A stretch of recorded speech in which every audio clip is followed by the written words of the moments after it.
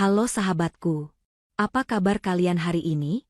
Semoga selalu dalam keadaan sehat dan bahagia ya. Selamat datang kembali di channel Cerita Momo. Kali ini, kita akan menyelami sebuah kisah yang sangat emosional dan penuh pelajaran hidup. Coba bayangkan, sudah jatuh tertimpa tangga. Rumah hancur tak bersisa karena bencana alam, harta benda lenyap, dan saat terpaksa menumpang di rumah mertua untuk berteduh, ipar sendiri malah berteriak jijik dan menyebut kita sebagai gembel yang hanya mengotori lantai. Sakit sekali rasanya, bukan? Tapi, percayalah, roda kehidupan itu berputar dengan adil. Kesabaran Lani dan Yoga dalam menghadapi hinaan ini akan membawa mereka pada takdir yang tak terduga, yang akan membuat siapa saja yang meremehkan mereka terbelalak. Nah, sebelum kita masuk ke dalam kisahnya yang seru dan menyentuh hati ini, ayo berikan dukungan kalian dulu. Jangan lupa untuk tekan tombol like, subscribe, dan nyalakan lonceng notifikasinya agar tidak ketinggalan cerita seru lainnya. Momo juga ingin menyapa kalian semua nih. Yuk, absen dulu di kolom komentar. Tuliskan nama kalian, asal kota, dan ketik kata hadir.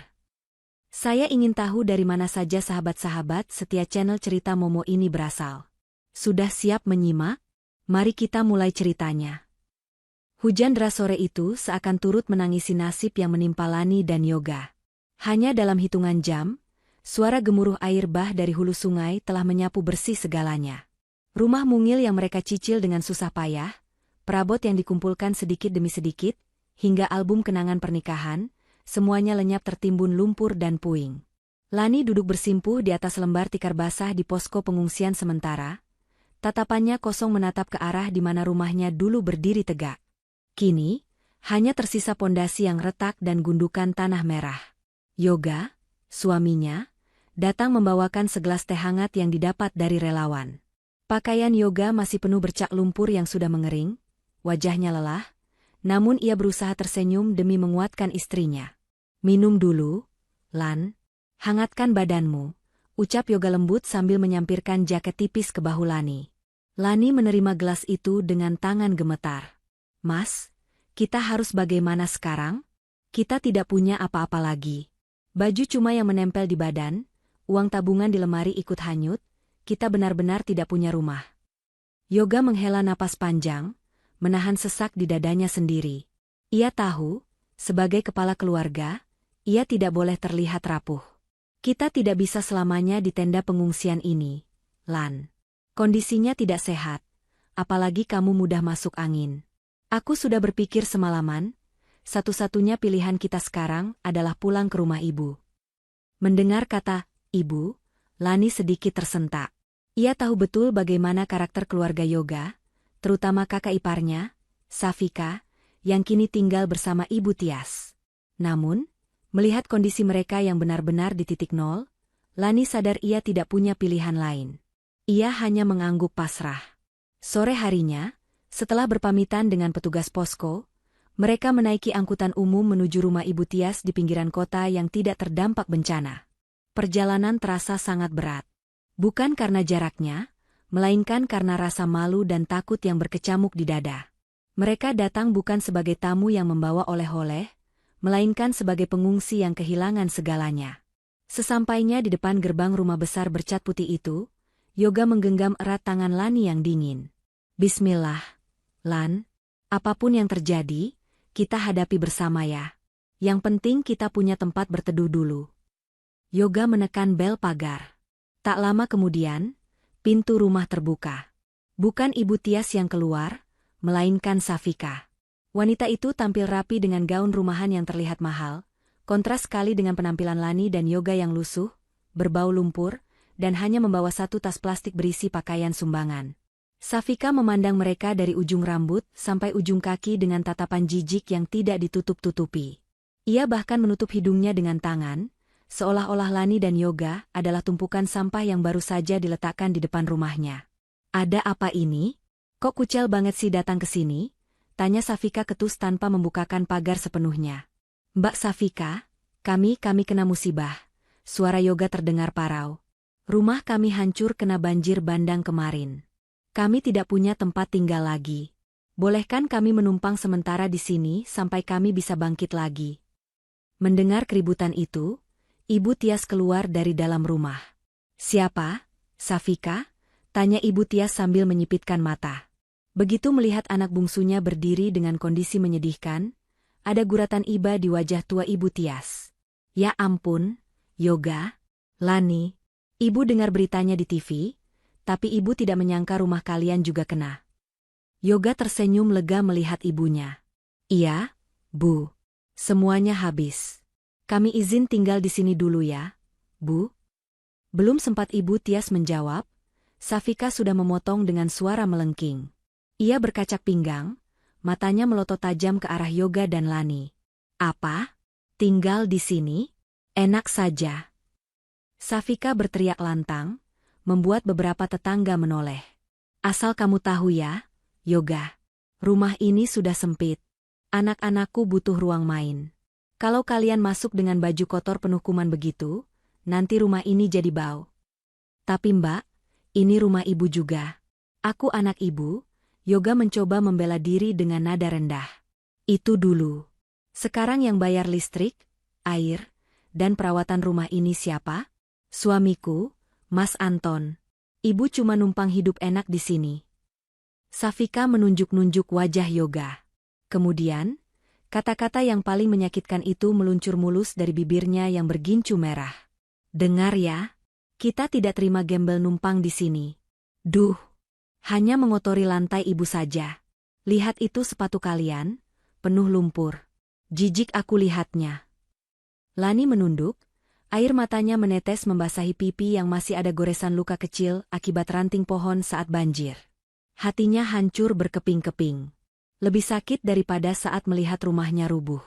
Ia disebut gembel oleh kakak iparnya sendiri. Ibu Tias tampak serba salah. Ia menatap Yoga, lalu menatap Safika yang terlihat sangat berkuasa. Sebagai orang tua yang kini hidupnya ditanggung oleh menantu kaya seperti Anton, Ibu Tias tidak punya keberanian untuk membantah Safika. "Safika, kasihan adikmu," lirih Ibu Tias pelan, nyaris tak terdengar. "Ibu jangan belain mereka. Kalau ibu mau mereka tinggal di sini, ibu yang harus bersihkan jejak kotor mereka setiap hari." "Aku nggak mau tahu," bentak Safika pada ibunya sendiri. Yoga menarik napas panjang, menelan harga dirinya demi Lani. "Mbak, tolonglah. Semalam saja tidak apa-apa. Atau tempatkan kami di mana saja, asal ada atap." Lani sedang tidak enak badan, dia butuh istirahat. "Tolong, Mbak." Safika mendengus kasar. Ia melirik ke arah samping rumah, di mana terdapat sebuah bangunan kecil semi permanen yang biasa digunakan untuk menyimpan barang bekas dan peralatan tukang kebun yang sudah rusak. "Kalau kalian memaksa, sana tidur di gudang belakang. Jangan berani-berani masuk rumah utama atau duduk di sofa ruang tamu. Aku baru beli sofa itu mahal-mahal dari Italia, enggak sudi diduduki celana kotor kalian." Seru Safika sambil melemparkan kunci gembok berkarat ke tanah, tepat di depan kaki Yoga. "Ambil itu. Dan ingat, jangan bikin susah." Yoga memungut kunci itu dengan hati teriris. Ia menatap Ibu Tias, berharap ada pembelaan. Tapi Ibu Tias hanya memalingkan wajah, tidak tega namun tidak berdaya.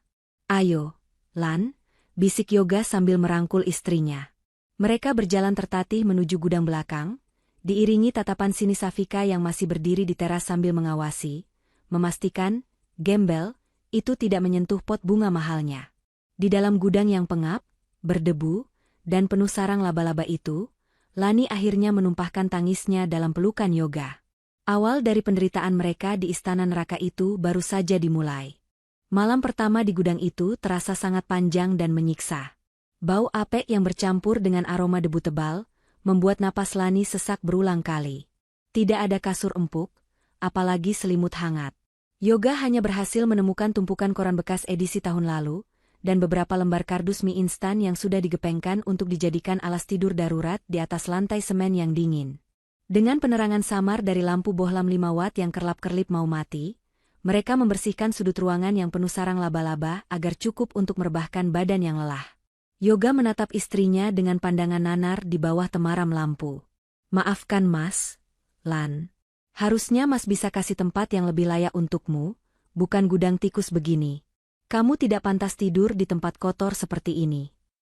Lani menggeleng pelan, Tangannya sibuk menyapu debu dengan sapu lidi rombeng yang ia temukan di pojok ruangan. Sudah, Mas. Jangan menyalahkan diri sendiri terus. Ini ujian kita. Yang penting kita tidak kehujanan dan masih bisa bersama. Besok pagi kita pikirkan langkah selanjutnya dengan kepala dingin. Suara jangkrik dan dengung nyamuk menjadi teman tidur mereka malam itu. Lani tidur berbantalkan lengan Yoga, mencoba memejamkan mata meski perutnya perih menahan lapar. Sejak sore tadi, belum ada sesuap nasi pun yang masuk ke perut mereka. Tidak ada tawaran makan dari orang rumah, dan mereka terlalu sungkan serta takut untuk mengetuk pintu dapur di rumah besar itu. Keesokan harinya, bahkan sebelum matahari terbit sempurna, Lani sudah terbangun. Kebiasaannya bangun pagi tidak hilang, meski tubuhnya terasa remuk redam akibat tidur di alas keras. Ia berpikir, sebagai orang yang menumpang di rumah saudara, ia harus tahu diri. Lani berniat membantu pekerjaan rumah tangga agar Safika dan Ibu Tias tidak merasa terbebani dengan kehadiran mereka. Dengan langkah hati-hati agar tidak menimbulkan suara, Lani keluar dari gudang menuju kran air di samping rumah untuk membasuh muka dan berwudu. Airnya dingin menusuk tulang. Setelah merapikan pakaiannya yang kusut, ia memberanikan diri masuk ke dapur lewat pintu belakang yang kebetulan tidak dikunci. Niat hati ingin memasakkan air panas atau menyapu lantai dapur yang luas itu. Namun, baru saja Lani memegang gagang sapu, suara langkah kaki berat terdengar menuruni tangga. Itu Safika, dengan wajah bantal dan rambut yang masih digulung rol.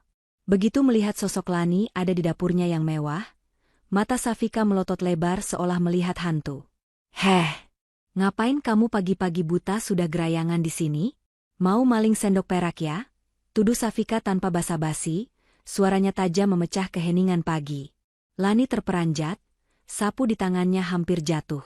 "Astagfirullah, Mbak. Enggak. Demi Allah saya nggak punya niat begitu. Saya cuma mau bantu bersih-bersih. Saya sadar diri kok. Mbak, numpang di sini." Safika mendengus kasar. Ia berjalan ke arah kulkas 2 pintu miliknya dan mengambil botol air dingin. "Bagus kalau sadar diri. Dengar ya, Lani. Karena kalian tinggal gratis di sini, makan listrik dan air di rumah ini, jangan harap bisa ongkang-ongkang kaki kayak nyonya besar. Mulai hari ini, tugas mencuci piring kotor bekas semalam, menyapu, mengepel, dan membuang sampah, itu tugasmu. Anggap saja bayar sewa gudang." Lani mengangguk cepat, tidak berani membantah. "Iya, Mbak Safika. Saya kerjakan semuanya." Tak lama kemudian, seorang pria bertubuh tambun dengan wajah angkuh turun dari lantai atas. Itu Anton, suami Safika. Ia mengenakan piyama sutra yang terlihat licin dan mahal. Anton melihat Lani sekilas dengan ekor matanya, lalu membuang muka seolah Lani tidak ada di sana. Ia duduk di kursi makan sambil memijat pelipisnya, seakan keberadaan Lani mengganggu pemandangannya. "Siapa yang bikin kopi? Kok belum ada kopi di meja?" gerutu Anton tanpa menatap siapa-siapa. "Sebentar, Mas. Pembantu baru kita lagi siapkan," sindir Safika sambil melirik sinis ke arah Lani. "Heh, Lani, tunggu apa lagi? Buatkan Mas Anton kopi hitam, gulanya sedikit saja. Jangan lama-lama. Lelet banget jadi orang." Lani bergegas mencari toples kopi di rak gantung. Tangannya cekatan menyeduh air panas, berusaha menahan air mata yang mendesak keluar karena disebut pembantu baru. Saat Lani menyuguhkan kopi itu di meja makan dengan tangan sedikit gemetar, Yoga masuk ke dapur dengan wajah yang baru dibasuh air. Yoga tersenyum canggung pada kakak iparnya itu, berusaha menjalin hubungan baik. "Pagi, Mas Anton," sapa Yoga sopan. Anton hanya melirik sekilas sambil mengangkat cangkir kopinya, lalu menyeruputnya tanpa membalas sapaan Yoga sedikitpun. Ia malah berbicara pada Safika, mengabaikan keberadaan Yoga sepenuhnya. "Bun, bilangin sama saudaramu itu. Listrik bulan depan pasti naik gara-gara ada tambahan 2 orang di rumah ini. Jangan sampai jatah belanja kamu aku potong buat bayar tagihan listrik yang bengkak." Safika tertawa kecil, tawa yang terdengar sangat meremehkan dan menusuk hati. "Tenang aja, Mas. Nanti aku suruh Yoga kerja rodi di kebun belakang, babat rumput atau bersihkan selokan buat ganti rugi listriknya." Yoga mengepal tangannya kuat-kuat di samping tubuhnya. Darahnya mendidih. Ia ingin marah, Ingin membentak Anton yang sombong itu karena merendahkan harga dirinya sebagai laki-laki, tapi ia melihat wajah Lani yang memohon dengan tatapan mata agar ia bersabar. Yoga tahu posisinya saat ini. Ia tidak punya uang, tidak punya kuasa, dan tidak punya rumah. Melawan Anton sekarang sama saja membuat Lani tidur di jalanan. Ibu Tias kemudian muncul dari kamarnya. Wajah wanita tua itu tampak layu dan kurang tidur. Ia melihat Lani yang berdiri mematung di dekat wastafel, seperti pesakitan, dan Yoga yang berdiri kaku di dekat pintu. Ibu Tias hendak menyapa anak bungsunya, tapi tatapan tajam Safika yang seolah memberi peringatan membuatnya urung. "Ibu, duduk sini. Sarapan sudah siap. Tapi ingat ya, makanan ini cuma cukup buat kita bertiga dan anak-anak nanti sebelum sekolah. Kalau buat tamu tak diundang, suruh cari makan sendiri di luar," ucap Safika lantang, sengaja mengeraskan suaranya agar Yoga dan Lani mendengar jelas. Di meja makan marmer itu tersaji roti bakar, berbagai macam selai, keju, dan susu segar. Aroma harum roti panggang memenuhi dapur, membuat perut Yoga berbunyi pelan. Suara keruyuk perut itu terdengar jelas di kesunyian pagi yang tegang itu. Safika tertawa terbahak-bahak mendengar suara perut Yoga. "Duh, Mas Anton, dengar nggak? Ada yang kelaparan tuh. Kasihan deh, makanya kerja, jangan cuma bisanya minta belas kasihan orang kaya. Gede badan doang tapi dompet kosong." Wajah Yoga memerah pada menahan malu yang luar biasa. Ia segera menarik tangan Lani. "Ayo, Lan. Kita cari udara segar di depan." Mereka berdua keluar dari dapur mewah itu, meninggalkan aroma sarapan yang menggoda namun haram bagi mereka. Di teras belakang dekat gudang, Yoga menatap Lani dengan mata berkaca-kaca. "Maafkan Mas, Lan. Kamu harus diperlakukan seperti pembantu, bahkan sarapan pun tidak dikasih." "Mas janji ini tidak akan lama." Suara Yoga bergetar menahan tangis. Lani tersenyum tegar, ia menghapus keringat di dahi suaminya. Ia merogoh saku celananya dan mengeluarkan 2 butir permen mint yang tersisa dari saku bajunya kemarin saat evakuasi. "Nggak apa-apa, Mas. Kita sarapan permen dulu ya untuk ganjal perut. Yang penting kita masih punya harga diri." Lani ikhlas kerjain semua pekerjaan rumah, hitung-hitung olahraga pagi. "Mas Yoga fokus saja cari kerjaan hari ini, ya? Jangan pikirkan omongan Mbak Safika." Yoga mengangguk mantap sambil menerima permen itu. Rasa mint yang pedas di lidah bercampur dengan rasa pahit di hati. Perlakuan Anton dan Safika pagi ini bukan mematahkan semangatnya, justru membakar tekadnya. Ia bersumpah dalam hati, ia tidak akan membiarkan istrinya dihina seperti ini selamanya. Ia harus bangkit dari reruntuhan ini, bagaimanapun caranya. Matahari siang itu bersinar terik, seolah ingin membakar kulit siapa saja yang berada di bawahnya. Yoga berjalan menyusuri trotoar panas dengan langkah gontai.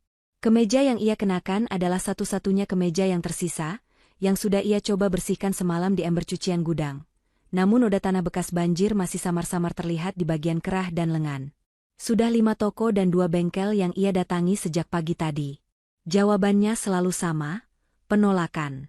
Bukan karena Yoga tidak punya kemampuan, tetapi karena penampilannya yang lusuh membuat orang-orang enggan bahkan sekadar untuk memberinya kesempatan bicara.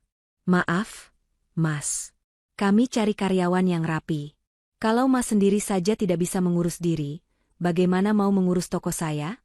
Kata-kata pemilik toko bangunan tadi masih terngiang pedih di telinga Yoga. Yoga menatap pantulan dirinya di kaca etalase sebuah toko roti. Wajahnya kusam, rambutnya agak panjang tak beraturan, dan sepatunya dekil. Ia sadar, kemiskinan mendadak ini telah merampas karismanya. Rasa lapar mulai melilit perutnya yang hanya terisi 2 butir permen mint tadi pagi. Namun, Yoga menepis rasa lapar itu. Yang ia pikirkan hanya satu, Lani. Apakah istrinya baik-baik saja di rumah itu? Apakah Lani sudah makan? Sementara itu, di rumah mewah Ibu Tias, Lani sedang berjuang menahan air mata. Tumpukan pakaian kotor milik Safika, Anton, dan anak-anak mereka menggunung di hadapannya. Safika dengan sengaja melarang Lani menggunakan mesin cuci canggih yang ada di ruang laundry. Baju-baju Mas Anton itu mahal, bahannya sutra dan katun Jepang. Kalau pakai mesin cuci nanti rusak. Kamu cuci pakai tangan. Sikat yang bersih, jangan sampai ada noda tertinggal. Kalau rusak, kamu nggak akan sanggup ganti rugi meski jual ginjal sekalipun. Perintah Safika tadi pagi sebelum pergi arisan. Jari-jari Lani mulai keriput dan perih, karena terlalu lama terendam air sabun yang keras. Ia mengucek satu persatu pakaian itu dengan tenaga yang tersisa. Punggungnya terasa mau patah, karena harus membungkuk terus-menerus di depan bak cucian. Saat jam menunjuk pukul 2 siang, perut Lani berbunyi nyaring. Ia berjalan ke dapur dengan langkah ragu, berharap ada sisa nasi atau lauk yang bisa ia makan. Di atas meja makan, ia melihat sisa ayam goreng mentega dan capcay yang masih cukup banyak. Air liur Lani hampir menetes. Ia hendak mengambil piring kecil, namun suara langkah kaki Ibu Tias menghentikannya. Ibu Tias masuk ke dapur dengan wajah cemas. Ia melihat menantunya yang kurus itu menatap makanan dengan pandangan lapar.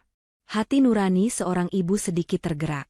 Ibu Tias mengambil piring bersih, lalu dengan cepat menyendokkan nasi dan sepotong ayam. Makanlah cepat, Lani, sebelum Safika pulang. Ibu tidak tega melihatmu pucat begitu, bisik Ibu Tias sambil menyodorkan piring itu dengan gelisah, matanya terus melirik ke arah pintu depan. Lani menerima piring itu dengan mata berkaca-kaca. Terima kasih, Bu. Lani lapar sekali. Baru saja suapan pertama hendak masuk ke mulut Lani, suara klakson mobil terdengar keras dari depan, diikuti suara pintu yang terbanting. Safika pulang lebih awal. Ibu Tias panik luar biasa. Ia langsung merebut kembali piring dari tangan Lani. Jangan makan sekarang. Nanti Safika marah kalau tahu ibu kasih kamu makan jatah dia. Ucap Ibu Tias gugup, lalu buru-buru menumpahkan kembali nasi dan lauk itu ke tempat sampah basah di bawah wastafel. Lani terbelalak. Nasinya kotor bercampur kulit buah dan ampas kopi. Makanannya lenyap dalam sekejap mata. Safika masuk ke dapur dengan wajah merah padam, sepertinya ia sedang kesal karena kalah pamer di arisan. Ia melihat ibunya yang gemetar dan Lani yang berdiri mematung di dekat tempat sampah. Lagi ngapain kalian? Bisik-bisik kayak maling, sergah Safika curiga.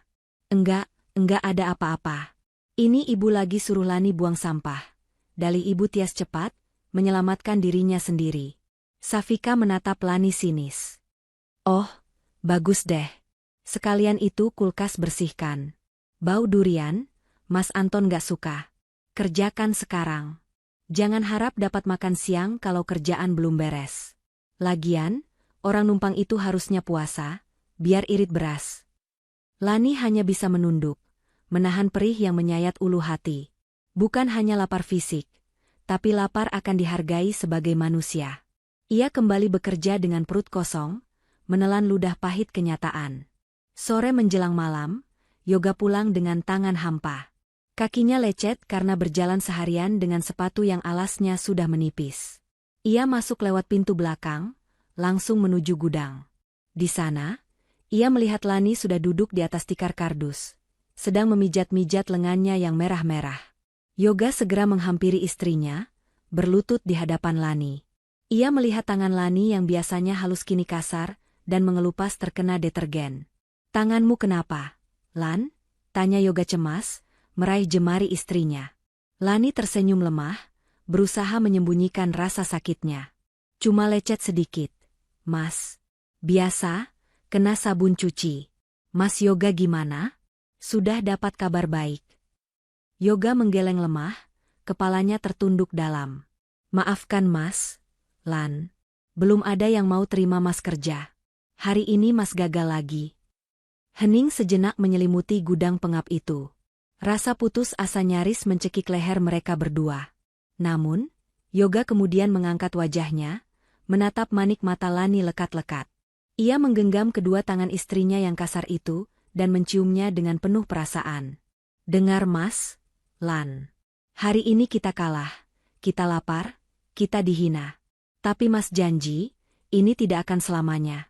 Mas tidak akan biarkan tangan ini rusak terus-menerus demi mencuci baju orang-orang sombong itu.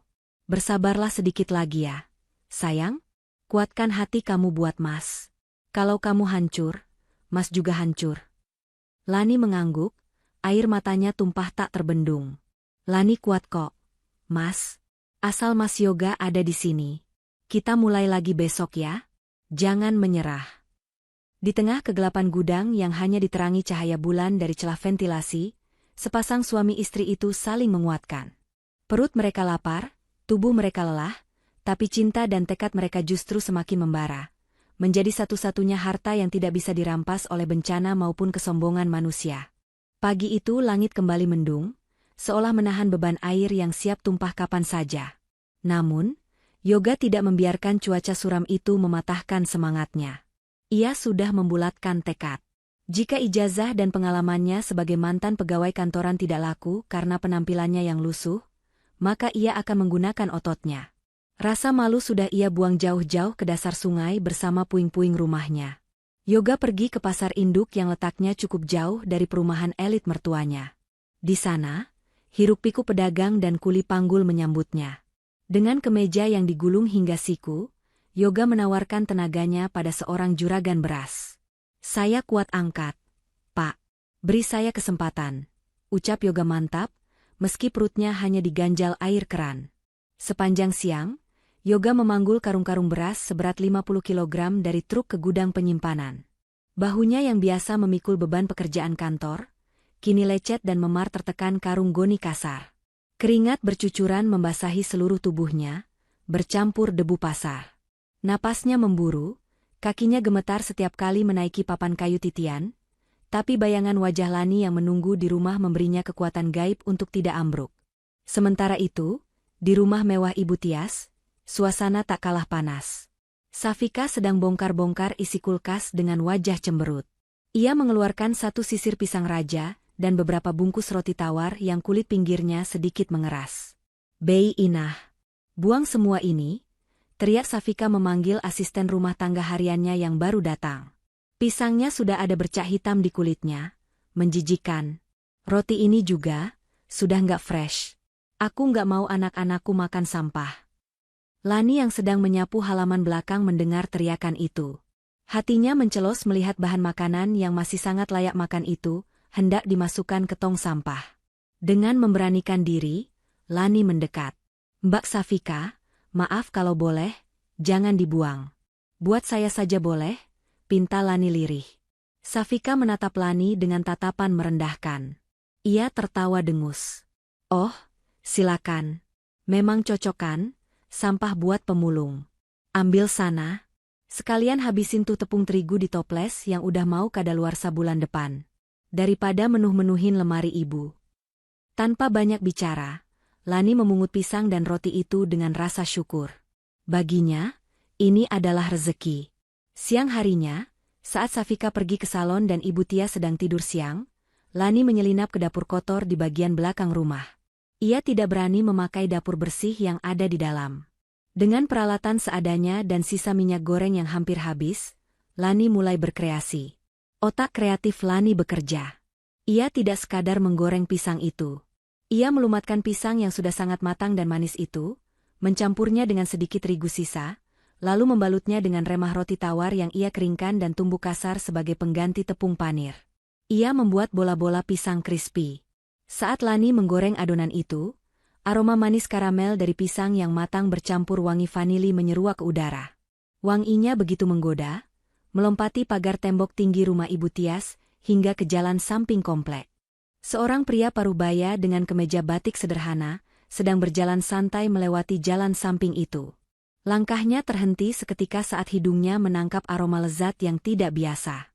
Itu Pak Harno, pemilik warung nasi dan kopi yang cukup ramai di ujung jalan komplek. Pak Harno celingukan mencari sumber bau, hingga matanya menangkap sosok Lani yang sedang meniriskan gorengan di dapur terbuka bagian belakang. Kebetulan pagar belakang rumah itu jenis jeruji besi setengah badan, sehingga aktivitas di dapur belakang bisa terlihat. "Assalamualaikum, Neng," sapa Pak Harno ramah. Lani terlonjak kaget, hampir menjatuhkan sutilnya. Ia takut dimarahi karena dikira membuat keributan atau bau yang mengganggu. "Waalaikumsalam, Pak. Maaf mengganggu. Itu masak apa ya, Neng? Baunya harum sekali sampai ke jalan." "Bapak jadi lapar menciumnya," ujar Pak Harno sambil tersenyum kebapakan. Lani tersenyum malu-malu, merasa sedikit lega karena pria itu tampak baik. "Ini cuma olahan pisang sisa kok, Pak. Bola-bola pisang." Boleh Bapak coba satu? Kebetulan Bapak haus dan lapar habis keliling nagih uang arisan, pinta Pak Harno tanpa ragu. Lani dengan cepat mengambil sepotong bola pisang yang masih hangat, meletakkannya di atas secarik tisu, dan mengulurkannya lewat celah pagar. Silakan, Pak. Tapi rasanya sederhana saja. Pak Harno menggigit bola pisang itu. Matanya langsung berbinar. Teksturnya renyah di luar berkat remah roti buatan Lani, namun lumer dan lembut di dalam. Manisnya pas, tidak bikin enek. Masya Allah, ini enak sekali. Neng, ini bukan rasa pisang goreng biasa. Adonannya lembut, kulitnya crispy. Kamu pintar sekali masaknya. Ini kalau dijual, pasti laku keras. Puji Pak Harno tulus. Jantung Lani berdegup kencang. Kata, dijual, seolah menyalakan lampu terang di kepalanya yang gelap. Bapak serius enak? Serius. Bapak ini punya warung di ujung jalan sana. Banyak orang kantoran yang mampir cari sarapan atau camilan sore. Bapak sering bingung cari suplai gorengan yang beda dari yang lain. Kalau Neng mau, coba bikin 20 biji besok pagi, titip di warung Bapak. Kita bagi hasil. Tawaran itu terdengar seperti suara malaikat bagi Lani. Ia hampir menangis haru. Mau, Pak? Saya mau sekali. Tapi, saya nggak punya modal buat beli bahan lagi. Pak Harno merogoh saku celananya, mengeluarkan uang Rp50.000. Ini, anggap saja uang muka. Bapak percaya sama rasa masakanmu. Besok pagi jam 6 Bapak tunggu di warungnya. Lani menerima uang itu dengan tangan gemetar. Rp50.000 pertamanya setelah bencana. Sorenya, Yoga pulang dengan tubuh remuk redam.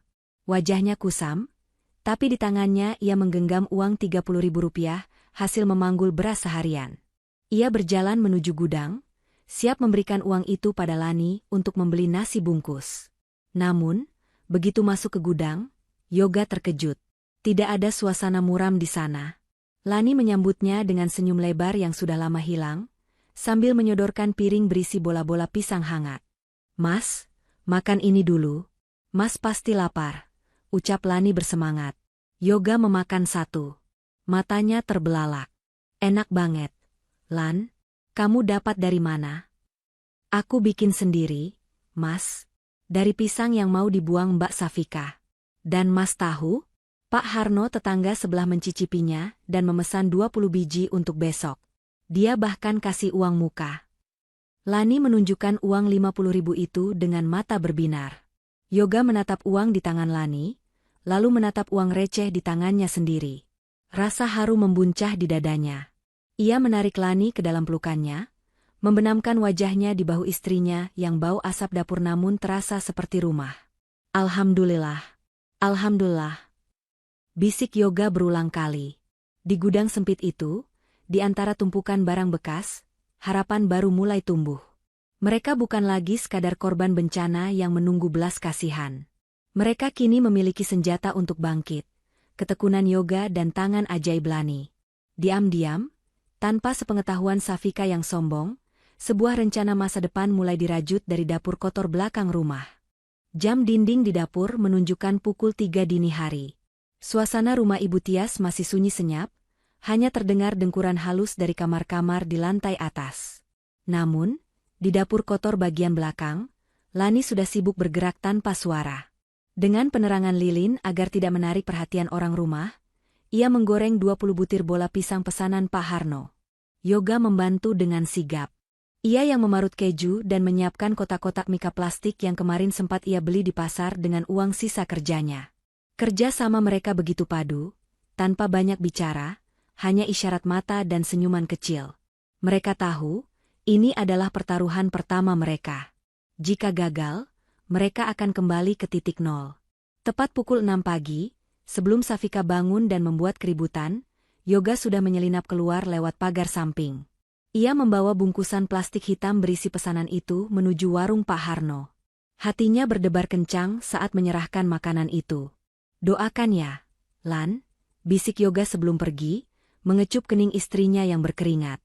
Siang harinya, Yoga tidak pulang untuk makan siang demi menghemat ongkos.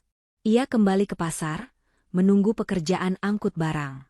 Namun, sekitar pukul 1 siang, Pak Harno muncul di pasar dengan motor bebek bututnya, mencari-cari Yoga.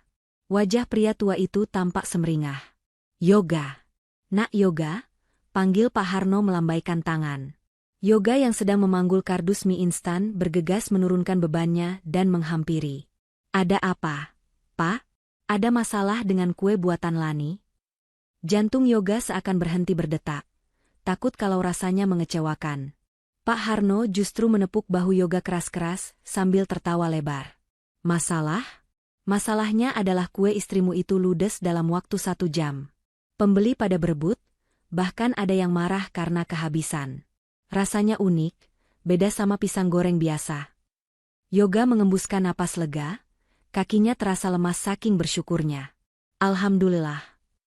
Nah, ini intinya, lanjut Pak Harno, wajahnya berubah serius. Besok ada rapat ibu-ibu PKK di kelurahan. Bu Lurah tadi mampir sarapan dan mencicipi 1 bola pisang yang tersisa. Beliau suka sekali. Beliau pesan 50 kotak snack. Isinya bola pisang itu dan lemper. Beliau juga tanya, apa istrimu bisa bikin nasi kotak sekalian? 30 porsi untuk makan siang panitia. Yoga ternganga. Ini bukan lagi pesanan coba-coba. Ini pesanan catering sungguhan. 30 porsi nasi dan 50 snack. Pak. Iya. Saya sanggupi saja dulu karena saya yakin masakan Lani pasti enak. Tapi, uang mukanya baru bisa cair besok setelah barang diantar. Kalian sanggup tidak talangi modalnya dulu? Tanya Pak Harno penuh harap. Yoga terdiam. Otaknya berputar cepat menghitung biaya. Beras, ayam, bumbu, kotak nasi, gas. Uang 50.000 kemarin sudah habis untuk beli bahan bola pisang dan plastik. Upahnya hari ini paling hanya cukup untuk makan mereka berdua. Mereka butuh modal ratusan ribu rupiah hari ini juga. Sanggup, Pak. Insya Allah kami sanggup. Jawab Yoga mantap, meski ia belum tahu dari mana uangnya. Ia tidak ingin membuang kesempatan emas ini. Pulang dari pasar, Yoga menceritakan kabar gembira sekaligus tantangan berat itu pada Lani di dalam gudang. Lani tersenyum bahagia mendengar masakannya disukai, tapi keningnya berkerut saat bicara soal modal. Kita butuh setidaknya 300.000 untuk belanja bahan yang layak. Mas, kita nggak punya uang sebanyak itu, gumam Lani sambil menggigiti bibir bawahnya. Hening menyelimuti mereka. Peluang sudah di depan mata. Masa harus dilepas hanya karena kertas bernama uang?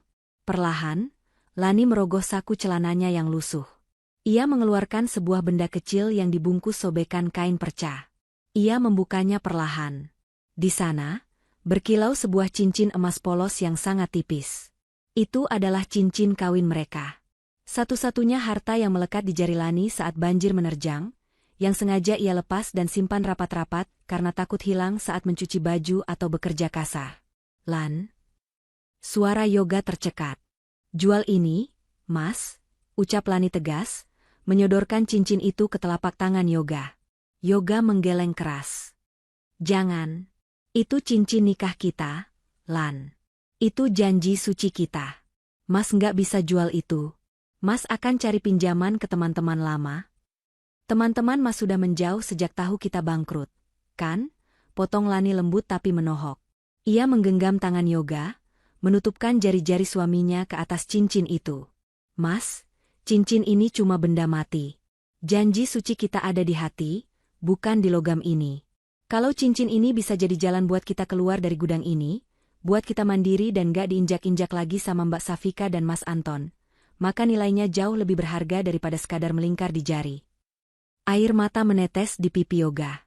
Ia merasa gagal melindungi simbol pernikahan mereka, namun ia juga melihat api tekad yang membara di mata istrinya. Mas janji, Lan. Suatu hari nanti, Mas akan ganti cincin ini dengan yang lebih bagus. Mas janji, isak Yoga sambil mengecup tangan istrinya. Sore itu juga, Yoga berlari ke toko emas di pasar. Cincin itu tidak berat, hanya 2 gram. Tapi uang yang didapat cukup untuk membeli beras kualitas sedang, 3 ekor ayam, bumbu-bumbu lengkap, dan kemasan kardus polos. Malam harinya adalah perjuangan yang sesungguhnya.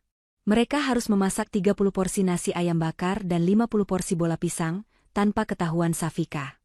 Untungnya, Safika dan Anton pergi makan malam di luar merayakan ulang tahun teman sosialita mereka, dan Ibu Tia sudah masuk kamar lebih awal karena sakit kepala.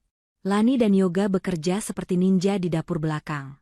Tidak ada suara denting panci yang keras, tidak ada obrolan. Lani meracik bumbu ayam bakar dengan resep rahasia keluarganya. Menggunakan gula aren dan rempah yang ia tumbuk manual, agar tidak bising menggunakan blender. Yoga bertugas mengipas arang di tungku kecil yang ia buat darurat di belakang gudang, agar asapnya tidak masuk ke dalam rumah utama. Aroma ayam bakar yang mulai matang begitu menggugah selera, wangi manis dan gurih bercampur asap tipis. Yoga buru-buru mengipas asap itu ke arah kebun kosong di belakang rumah, agar tidak tercium tetangga atau satpam komplek. Menjelang tengah malam, 30 kotak nasi dan 50 paket snack sudah tersusun rapi, disembunyikan di dalam kardus besar di sudut gudang, ditutupi dengan kain sarung lusuh agar tidak dikerubungi semut. Saat mereka baru saja hendak merebahkan badan dengan napas lega, tiba-tiba pintu belakang rumah terbuka kasar. "Siapa di sana?" Suara Safika melengking memecah keheningan malam. Yoga dan Lani membeku di dalam gudang. Jantung mereka seakan berhenti berdetak. Safika ternyata baru pulang, dan sepertinya mencium sisa bau asap bakaran yang belum sepenuhnya hilang terbawa angin. "Bau apa ini? Kayak ada yang bakar sampah," gerutu Safika sambil menyalakan lampu teras belakang, cahayanya menembus celah pintu gudang. Lani meremas tangan Yoga, keringat dingin mengucur di pelipisnya. Jika Safika memeriksa gudang dan menemukan tumpukan nasi kotak itu, habislah riwayat usaha pertama mereka. Safika pasti akan menuduh mereka mencuri gas, atau mengusir mereka, karena berbisnis di rumahnya tanpa izin. Langkah kaki hak tinggi Safika terdengar mendekat ke arah gudang. "Tak. Bei Inah, kamu lupa buang sampah ya?" teriak Safika lagi, mengira pembantunya yang teledor. Ia berdiri tepat di depan pintu gudang. Tangan Safika sudah memegang gagang pintu, siap membukanya. Yoga menahan napas, siap pasang badan. Namun, tiba-tiba terdengar suara Anton dari dalam rumah. Udahlah, masuk. Ngapain sih ngurusin bau sampah? Aku ngantuk nih, besok pagi ada meeting penting soal proyek baru." Safika mendecakkan lidah kesal. Ia melepaskan gagang pintu gudang itu. "Dasar gembel jorok, pasti mereka lupa mandi jadi bau apek sampai keluar." Gumamnya pelan tapi cukup jelas terdengar, lalu berbalik masuk ke dalam rumah dan membanting pintu. Di dalam gelapnya gudang, Lani dan Yoga merosot ke lantai. Lemas bukan main. Mereka selamat malam ini. Cincin kawin yang telah berubah menjadi tumpukan nasi kotak itu aman.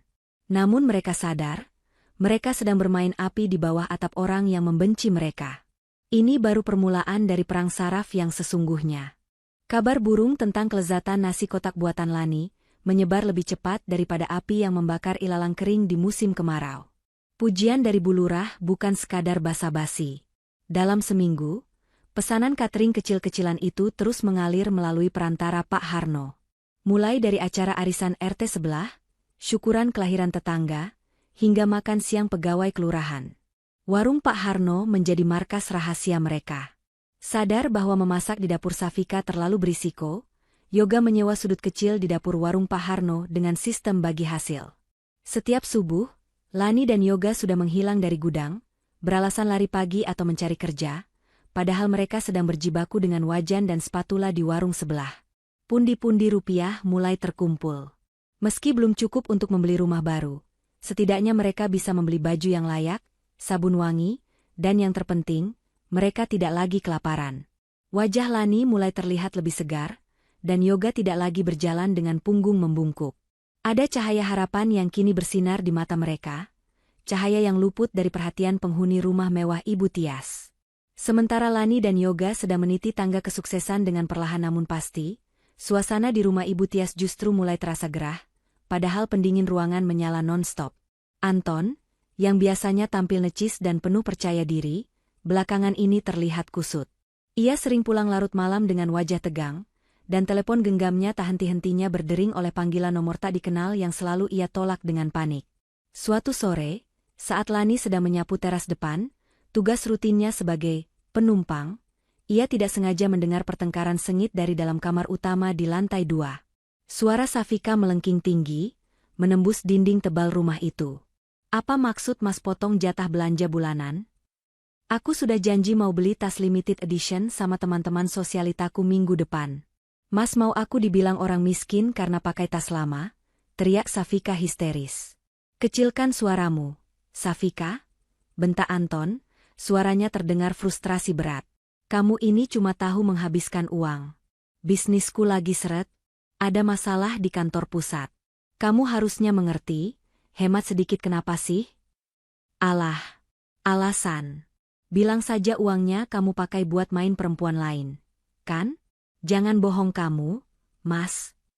Terserah. Pokoknya bulan ini tidak ada belanja tas-tasan. Cukup buat makan. Suara pintu dibanting keras mengakhiri perdebatan itu. Tak lama kemudian, Anton keluar rumah dengan membanting pintu mobil, melaju kencang entah kemana. Safika turun ke bawah dengan mata sembab namun, memancarkan aura kemarahan yang siap meledak. Ia melihat Lani yang sedang memegang sapu, dan seketika Lani menjadi sasaran empuk pelampiasan emosinya. Safika berjalan menghentak-hentak ke arah Lani, lalu dengan sengaja menendang tumpukan sampah daun kering yang sudah Lani kumpulkan dengan rapi hingga berserakan kembali ke seluruh halaman. Mbak Safika. Lani terkejut, menatap hasil kerjanya yang berantakan. Apa lihat-lihat? Mata kamu mau aku colok? Bentak Safika kasar. Gara-gara ada kalian di sini, rezeki suamiku jadi seret. Kalian itu pembawa sial tahu nggak? Sejak kalian datang gembel di sini, Mas Anton jadi sering marah-marah. Pasti aura miskin kalian nular ke bisnis suamiku. Lani menarik napas panjang, berusaha meredam gejolak di dadanya. Ia ingin sekali berteriak bahwa rezeki itu urusan Tuhan, bukan urusan tamu. Ia ingin sekali menunjukkan segepok uang hasil cateringnya yang ia sembunyikan di bawah tumpukan baju di gudang, untuk membuktikan bahwa ia bukan parasit.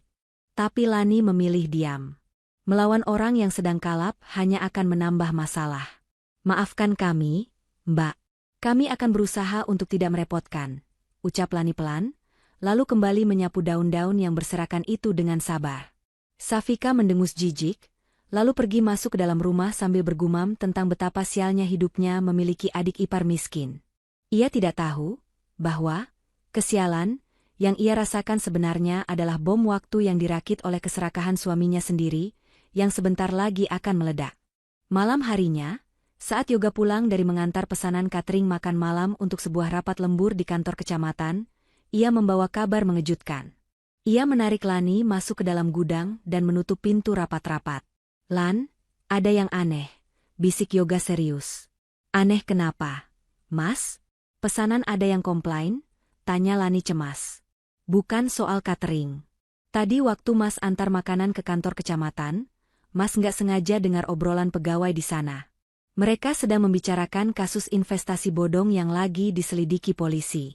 Katanya, salah satu pimpinannya adalah orang yang tinggal di komplek ini.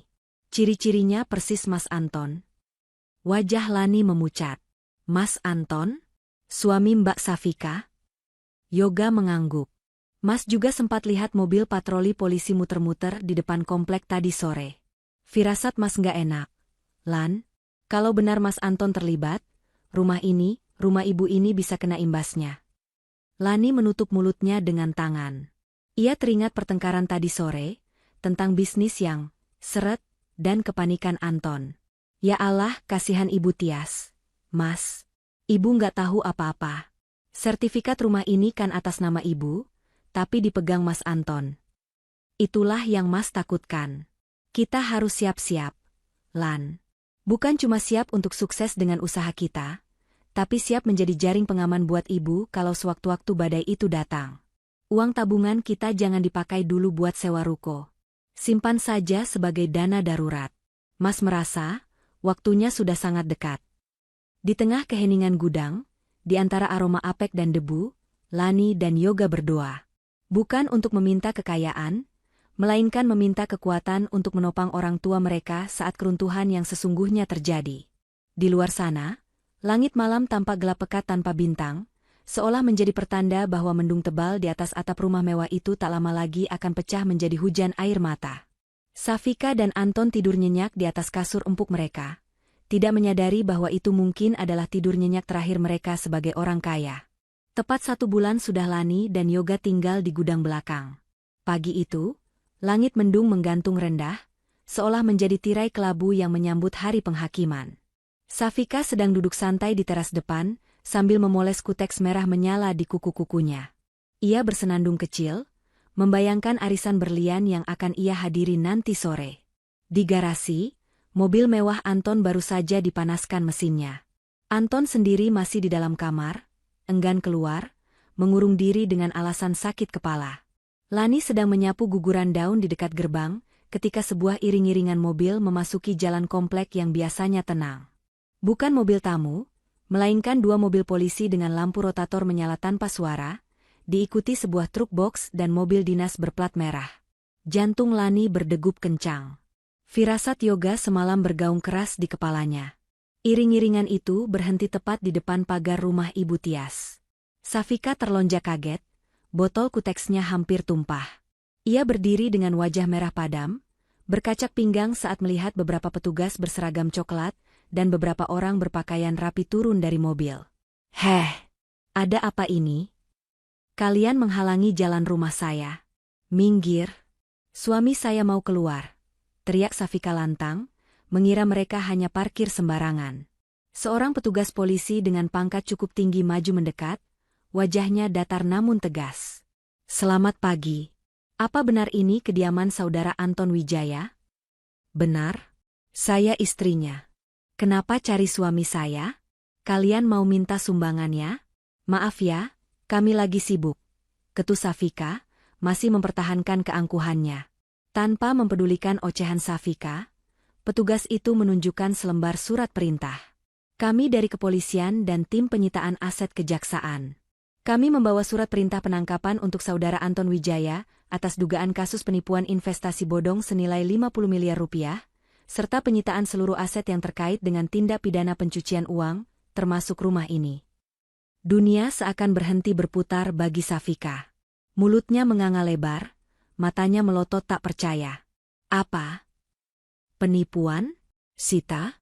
Anda gila ya? Ini rumah saya. Sertifikatnya ada di brankas. Jangan sembarangan bicara. Silakan saudari jelaskan di kantor nanti." "Anggota, masuk," perintah komandan polisi itu. Beberapa petugas langsung merangsek masuk melewati gerbang yang tidak dikunci. Lani mundur gemetar ke pojok taman, menyaksikan adegan itu dengan lutut lemas. Keributan pecah di dalam rumah. Terdengar suara barang pecah belah jatuh, disusul teriakan Anton. Tak lama kemudian, Anton diseret keluar oleh dua petugas polisi. Wajahnya pucat pasi seperti mayat hidup, keringat dingin membasahi piyama sutranya yang kusut. Tidak ada lagi Anton yang sombong dan angkuh. Yang ada hanya seorang pengecut yang tertangkap basah. "Mas Anton, ini apa maksudnya? Jelaskan sama mereka, Mas. Bilang kalau ini salah paham," jerit Safika histeris, mengejar suaminya yang digiring ke mobil polisi. Anton menatap istrinya dengan pandangan kosong. "Maafkan aku, Bun, sertifikat rumah sudah aku gadaikan buat tutup lubang hutang judi online dan bayar bunga investor, semuanya habis." Pengakuan itu seperti petir yang menyambar Safika di siang bolong. Tubuhnya limbung. Kakinya tak sanggup lagi menopang berat badannya yang mendadak terasa berkali-kali lipat lebih berat. Kamu gadaikan rumah ibu?" pekik Safika, suaranya serak bercampur tangis.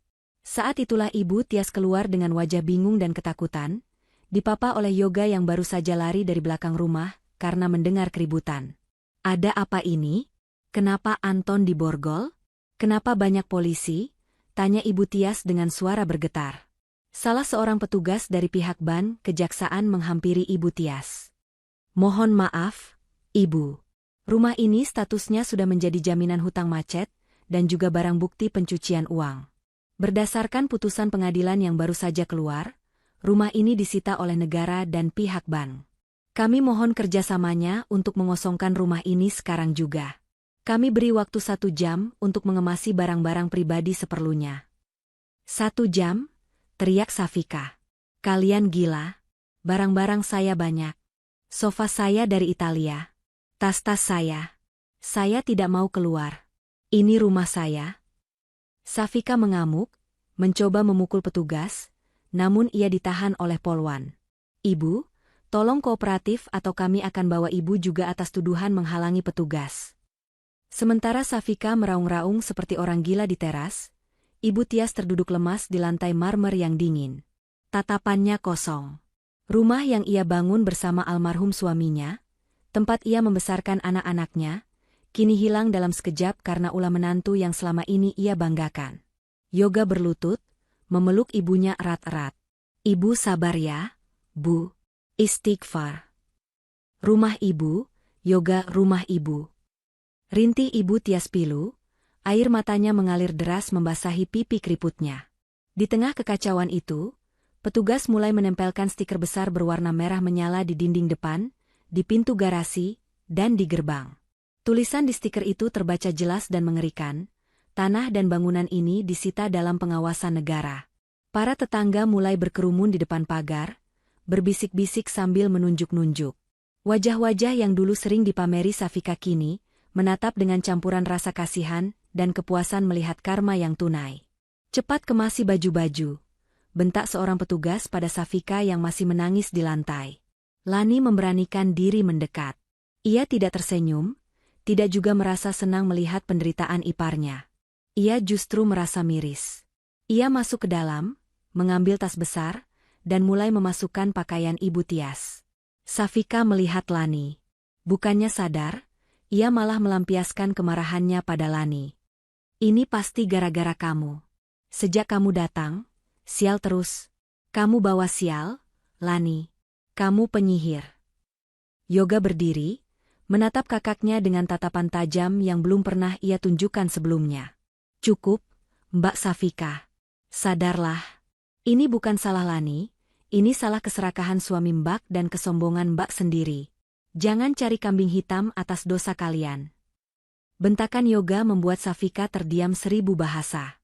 Ia tidak pernah melihat adiknya semarah itu. Dalam 1 jam, rumah mewah itu berubah menjadi neraka. Barang-barang mewah tidak bisa dibawa karena dianggap aset sitaan.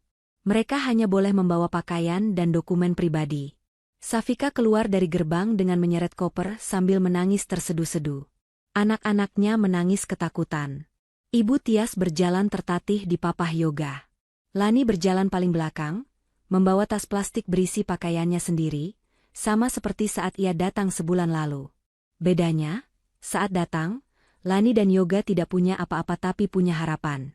Sekarang, Safika dan Ibu Tias punya banyak barang mewah di dalam sana, tapi tidak punya hak lagi atasnya. Mereka berdiri di pinggir jalan, diusir dari istana semu yang selama ini mereka agung-agungkan. Sekarang kita mau tinggal di mana? Tanya Safika pada udara kosong, suaranya putus asa. Anton sudah dibawa mobil polisi, meninggalkan istri dan ibunya terlantar di jalanan, tanpa sepeser pun uang tunai yang tersisa di tangan. Yoga menatap Lani. Lani mengangguk pelan, memberikan isyarat. Saatnya mereka mengambil alih kemudi kapal yang karam ini. Matahari siang itu terasa membakar ubun-ubun. Di pinggir jalan aspal yang panas, Safika berdiri di samping tumpukan koper pakaian, satu-satunya harta yang berhasil ia selamatkan. Wajahnya yang biasa terpoles makeup mahal kini luntur oleh keringat dan air mata keputusasaan. Di sebelahnya, Ibu Tias duduk lemas di atas tas jinjing, tatapannya kosong menatap gerbang rumahnya yang kini dililit garis polisi berwarna kuning cerah. Beberapa tetangga yang lewat memperlambat laju kendaraan mereka, sekadar untuk menonton drama kejatuhan keluarga yang selama ini dikenal paling sombong di komplek itu. Bisik-bisik terdengar menyakitkan, tapi Safika terlalu sibuk dengan ponselnya untuk peduli. Halo, Jeng Marni. Aduh, aku lagi kena musibah nih. Bisa nggak aku pinjam villa kamu di puncak sebentar? Seminggu saja, sampai Mas Anton bereskan salah paham ini, ucap Safika dengan nada yang dipaksakan ceria, seolah ini hanya masalah sepele. Namun, jawaban di ujung telepon membuat wajah Safika merah padam. Sambungan telepon diputus sepihak setelah terdengar suara tawa mengejek. Safika mencoba menelepon nomor lain.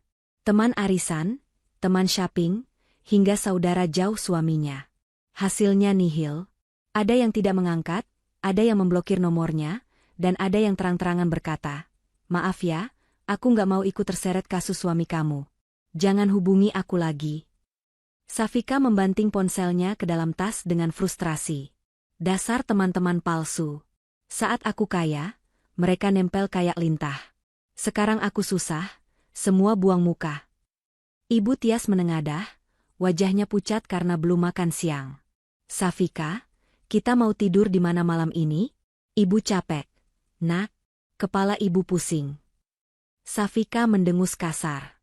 Matanya liar mencari sasaran kemarahan. Ia menoleh ke kanan dan ke kiri, mencari Yoga dan Lani. Dalam benaknya, ia ingin memaki adik iparnya itu, menyalahkan mereka sebagai pembawa sial, atau setidaknya menyuruh Lani membelikan air minum karena tenggorokannya kering. Namun, sosok Yoga dan Lani tidak ada di sana. Loh, mana si gembel itu? Gumam Safika bingung. Ibu Tias ikut menoleh. Yoga? Lani? Panggil Ibu Tias lemah. Tapi tidak ada jawaban. Di tengah kerumunan orang yang menonton dan kesibukan polisi memasang plang sitaan, Yoga dan Lani telah menghilang tanpa jejak. Mereka pergi diam-diam saat Safika sedang sibuk menelepon tadi, memilih untuk menarik diri daripada terus menjadi tong sampah emosi Safika. Kurang ajar, maki Safika. Dasar adik tidak tahu diri. Di saat kita susah begini, mereka malah kabur menyelamatkan diri sendiri. Awas saja kalau ketemu, aku jambak rambut istrinya itu. Sudahlah, Safika, lirih Ibu Tias. Mungkin mereka malu, atau mereka juga bingung mau kemana. Mereka kan tidak punya uang. Alah, paling mereka balik jadi gelandangan di kolong jembatan. Biarin saja mereka mampus kelaparan. Kita nggak butuh mereka. Aku masih punya uang sisa di dompet, kita cari hotel. Safika berusaha mempertahankan gengsinya yang sudah retak.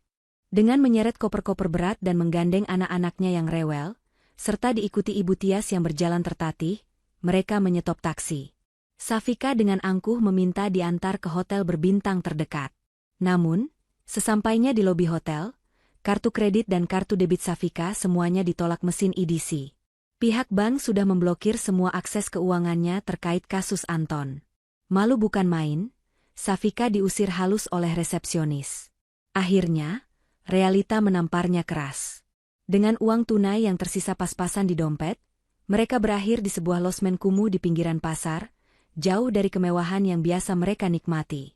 Kamarnya sempit, pengap, dan kasurnya berbau apek. Kamar mandinya ada di luar dan harus berbagi dengan penghuni lain. Malam itu, untuk pertama kalinya dalam hidup Safika, ia tidur meringkuk kedinginan tanpa AC, ditemani suara nyamuk dan tangisan anaknya yang minta burger mahal. Hari-hari berikutnya adalah neraka dunia bagi Safika dan Ibu Tias. Uang tunai di tangan semakin menipis. Perhiasan yang dipakai Safika ternyata sebagian besar imitasi. Anton pernah menukarnya diam-diam demi judi, dan yang asli sudah ia jual murah di pasar loak demi membeli nasi bungkus untuk makan anak-anaknya. 3 hari berlalu. Mereka terlunta-lunta. Pakaian mereka mulai kusut karena tidak ada laundry.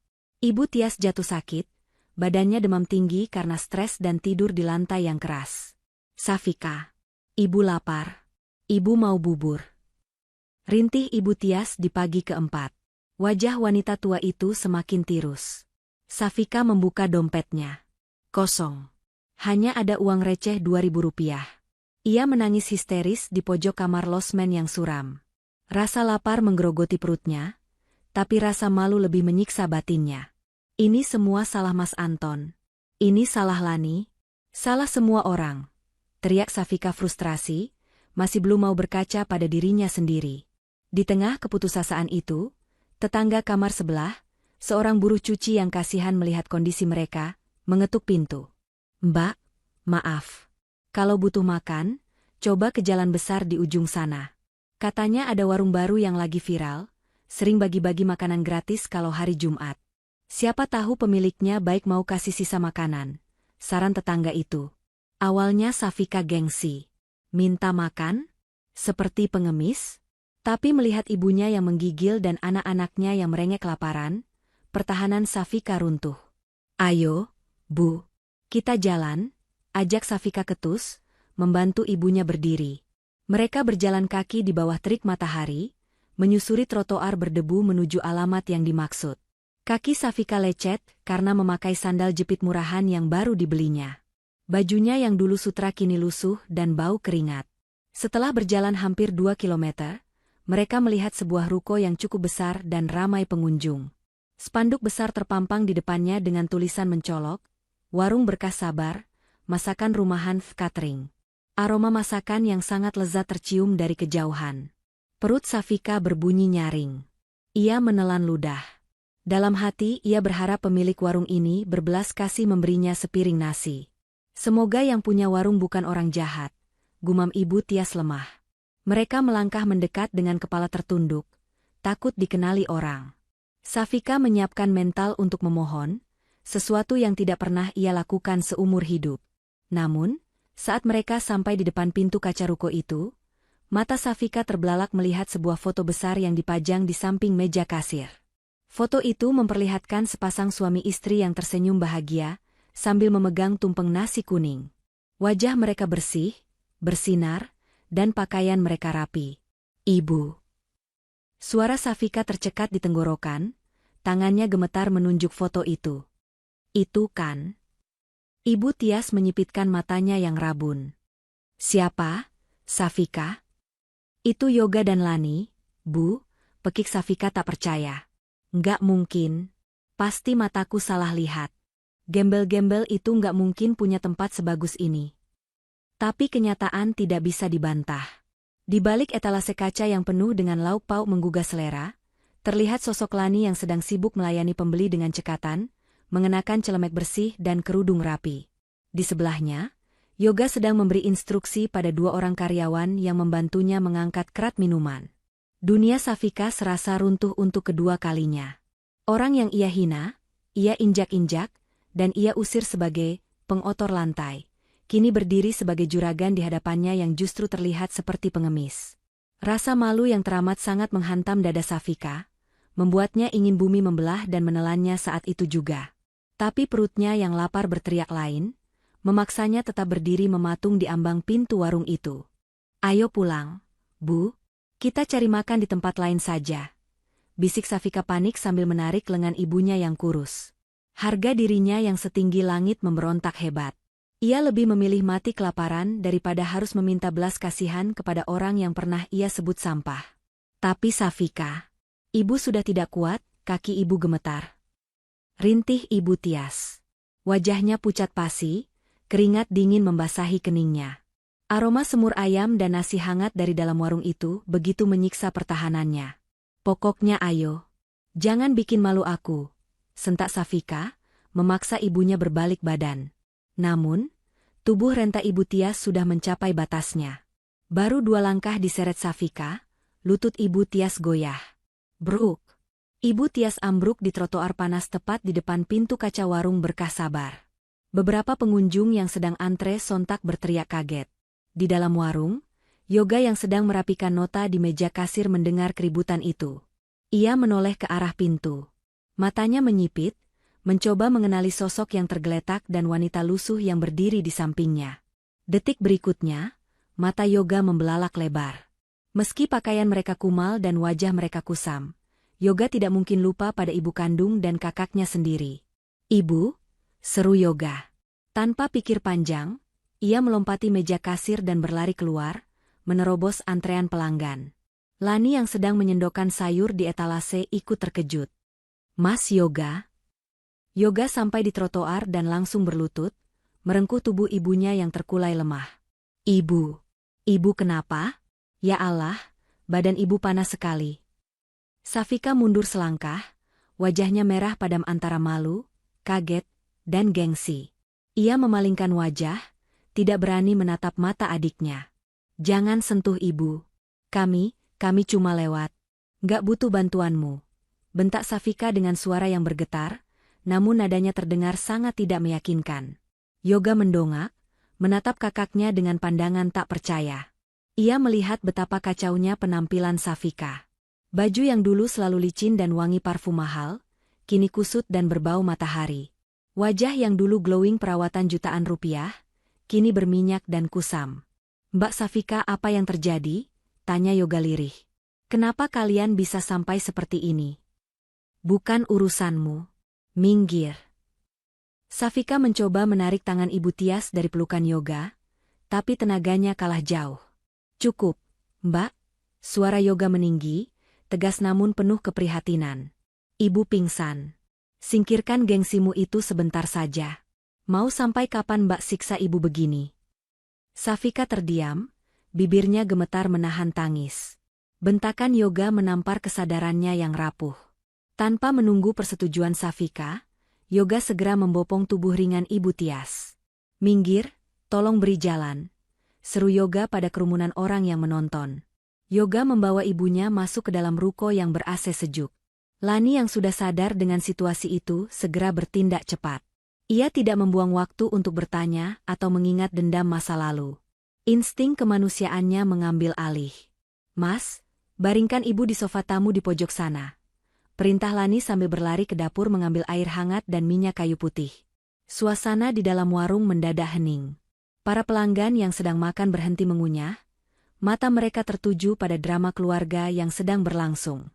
Safika berjalan masuk dengan kepala tertunduk dalam-dalam, menyeret langkahnya di lantai keramik putih yang bersih. Lantai yang ironisnya, dulu ia larang untuk diinjak oleh Lani dan Yoga. Yoga membaringkan Ibu Tias dengan hati-hati. Ia menggosok telapak tangan ibunya yang dingin. Lani datang membawa teh manis hangat dan handuk basah. Dengan telaten, Lani membasuh wajah Ibu Tias dan mengoleskan minyak kayu putih di pelipis dan leher mertuanya. Perlahan, mata Ibu Tias mengerjap. Ia siuman. Hal pertama yang ia lihat adalah wajah Lani yang menatapnya cemas, bukan dengan tatapan benci. Lani, bisik Ibu Tias parau, air mata langsung meleleh dari sudut matanya. Maafkan Ibu. Lani tersenyum lembut, menyeka air mata itu dengan ujung jarinya. SSTT, Ibu jangan banyak bicara dulu. Minum teh ini ya, Bu. Pelan-pelan. Lani memapah kepala Ibu Tias, membantunya minum. Safika berdiri kaku di dekat pintu, mematung melihat pemandangan itu. Perutnya berbunyi keras sekali, memecah keheningan di sudut ruangan itu. Wajah Safika semakin merah, ia meremas ujung bajunya yang kotor. Ia merasa telanjang di hadapan semua orang. Sang ratu yang jatuh miskin, kini berdiri kelaparan di istana milik orang yang dulu ia sebut gembel. Yoga berdiri, lalu menatap Safika. Tidak ada amarah di mata Yoga. Yang ada hanya rasa iba yang mendalam melihat darah dagingnya sendiri hancur berantakan. Mbak Safika, duduklah, kata Yoga pelan, menunjuk kursi kosong di depan meja Ibu Tias. Aku nggak punya uang buat bayar, jawab Safika ketus, pertahanan terakhirnya sebelum runtuh. Aku nggak mau kalian pikir aku kesini buat mengemis. Yoga menghela napas panjang. Ia berjalan mendekati kakaknya, lalu menepuk bahu Safika pelan, sentuhan persaudaraan yang sudah bertahun-tahun hilang di antara mereka. Mbak, ini warung adikmu. Sejak kapan makan di rumah saudara sendiri harus bayar? Ucap Yoga tulus. Kalimat sederhana itu meruntuhkan tembok batu di hati Safika. Kakinya lemas. Ia terduduk di kursi, menutupi wajahnya dengan kedua tangan, dan bahunya mulai terguncang hebat. Isak tangis yang selama berhari-hari ia tahan, meledak saat itu juga. Lani kembali ke dapur sebentar, lalu datang membawa nampan berisi 2 piring nasi rames lengkap dengan ayam bakar, sayur lodeh, dan sambal, menu andalan yang membuat warung mereka sukses. Ia meletakkan piring itu di depan Safika dan Ibu Tias. Aroma ayam bakar itu begitu menusuk hidung. Safika menatap piring itu nanar. Ini adalah makanan yang dulu ia anggap remeh, makanan kelas bawah yang tidak level dengan lidahnya. Tapi hari ini, piring itu terlihat lebih berharga daripada emas permata. Makanlah, Mbak, mumpung masih hangat, ujar Lani lembut, tanpa ada nada sindiran sedikit pun. Safika mengangkat wajahnya yang basah, menatap Lani. Ia menunggu kata-kata hinaan. Ia menunggu Lani berkata, ingat gak dulu Mbak usir aku? Atau, sekarang siapa yang gembel? Tapi kata-kata itu tidak pernah keluar. Lani justru menuangkan air putih ke gelas Safika. Kenapa? Tanya Safika lirih. Suaranya serak. Kenapa kamu gak usir kami? Kenapa kamu gak ketawain kami? Padahal aku... Kalimatnya terputus oleh isakan. Padahal aku jahat sama kamu, Lan. Aku bilang kamu cuma ngotorin lantai. Lani tersenyum tipis, menatap lantai keramik putih di bawah kaki mereka. Lantai bisa dibersihkan dengan kain pel, Mbak. Tapi hati yang kotor karena dendam, susah sekali bersihnya. Saya dan Mas Yoga sedang membangun rumah, bukan cuma bangunan fisik, tapi rumah di hati kami. Dan di rumah kami, pintu maaf selalu terbuka, bahkan untuk orang yang pernah membanting pintunya di muka kami. Mendengar itu, tangis Safika pecah semakin keras. Ia menyadari betapa kerdil jiwanya dibandingkan jiwa adik iparnya. Di tengah keramaian warung yang sukses itu, Safika merasakan kekalahan yang telak. Bukan kalah harta, tapi kalah dalam menjadi manusia. Sesuap nasi yang ia masukkan ke mulutnya terasa asin bercampur air mata penyesalan yang terlambat, namun untungnya, belum terlalu terlambat untuk diperbaiki. Setelah piring di hadapan Safika dan Ibu Tias bersih tanpa sisa, keheningan yang canggung kembali menyelimuti meja makan itu. Safika mengusap sudut bibirnya dengan tisu, merasakan kenyang yang bukan hanya mengisi perut, tapi juga menghangatkan hatinya yang beku. Namun, rasa malu kembali menyergap. Ia merasa tidak pantas duduk berlama-lama di sana. Safika berdiri perlahan, menarik tangan ibunya. "Terima kasih makanannya, Lan, Yoga. Kami pamit dulu. Nanti kalau aku sudah dapat kerjaan, aku ganti uang makannya," ucap Safika dengan kepala tertunduk, tidak berani menatap wajah adik-adiknya. "Mbak mau kemana?" tanya Yoga, menahan langkah kakaknya. "Kalian tidak punya uang, tidak punya tempat tinggal. Di luar sana keras, Mbak. Aku akan cari kerja apa saja. Jadi tukang cuci, jadi buruh, terserah. Asal ibu bisa tidur," jawab Safika dengan suara bergetar, namun ada nada tekad di sana. Ia sadar, ia tidak bisa lagi bergantung pada gengsi. Lani berjalan mendekat. Ia tidak menawarkan uang tunai, karena ia tahu itu tidak akan mendidik Safika. Lani justru menyodorkan sebuah celemek bersih berwarna oranye, seragam karyawan warungnya. "Kalau Mbak Safika benar-benar mau kerja, kenapa harus cari di tempat lain?" tawar Lani lembut. "Warung ini semakin ramai. Aku dan Mas Yoga kewalahan. Kami butuh kasir yang teliti dan orang yang bisa bantu beres-beres. Tapi gajinya standar pegawai biasa, makannya sama dengan apa yang kita makan, dan tidurnya di kamar belakang ruko yang sempit. Apa Mbak sanggup?" Safika tertegun menatap celemek itu. Dulu, ia menghina Lani yang bekerja kasar. Sekarang, pekerjaan kasar itu ditawarkan kepadanya sebagai sebuah kehormatan. Ia menatap Ibu Tias yang menatapnya penuh harap. Dengan tangan gemetar, Safika meraih celemek itu. Air matanya menetes lagi. Kamu mau pekerjakan aku? Setelah semua caci makiku? Kami bukan mempekerjakan Mbak karena kasihan. Kami butuh tenaga Mbak. Dan di sini, aturannya cuma satu. Siapa yang bekerja, dia yang makan. Tidak ada bos, tidak ada nyonya besar. Kita semua sama, tegas Yoga. Hari itu menjadi titik balik kehidupan Safika. Mantan sosialita yang dulu tangannya tak pernah menyentuh sabun cuci piring, kini mulai belajar melayani pelanggan. Awalnya sulit. Kaki Safika sering bengkak karena berdiri berjam-jam, dan ia sempat canggung saat harus mengepel lantai yang kotor karena jejak sepatu pembeli. Terkadang, ada pelanggan yang mengenalinya sebagai istri koruptor dan berbisik-bisik, membuat telinga Safika panas. Namun, setiap kali Safika merasa ingin menyerah, ia melihat Lani yang bekerja 2 kali lebih keras darinya tanpa mengeluh. Ia melihat Yoga yang memanggul beras dengan senyum. Perlahan, kesombongan di hati Safika terkikis habis, digantikan oleh rasa hormat pada nilai sebuah kerja keras. Bulan berganti bulan. Warung Berkah Sabar semakin sukses dan kini telah membuka cabang di ruko sebelahnya. Sore itu, hujan deras turun membasahi kota, mengingatkan mereka pada bencana banjir yang pernah menghancurkan rumah Yoga dan Lani dulu. Di dalam warung yang hangat, Safika sedang sibuk di balik mesin kasir. Penampilannya berubah total. Tidak ada lagi makeup tebal atau baju branded. Ia hanya mengenakan kaos seragam dan celana jeans pudar, rambutnya diikat ekor kuda. Namun, wajahnya terlihat jauh lebih bercahaya dan damai daripada saat ia hidup di rumah mewah.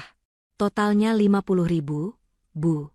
Terima kasih, hati-hati di jalan, ucap Safika ramah pada seorang pelanggan, disertai senyuman tulus yang dulu mahal sekali ia berikan. Di sudut ruangan, Ibu Tias duduk santai sambil membantu mengupas bawang merah.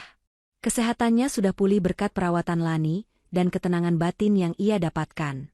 Meski hidup sederhana di ruko, Ibu Tias merasa jauh lebih bahagia karena anak-anaknya kini rukun.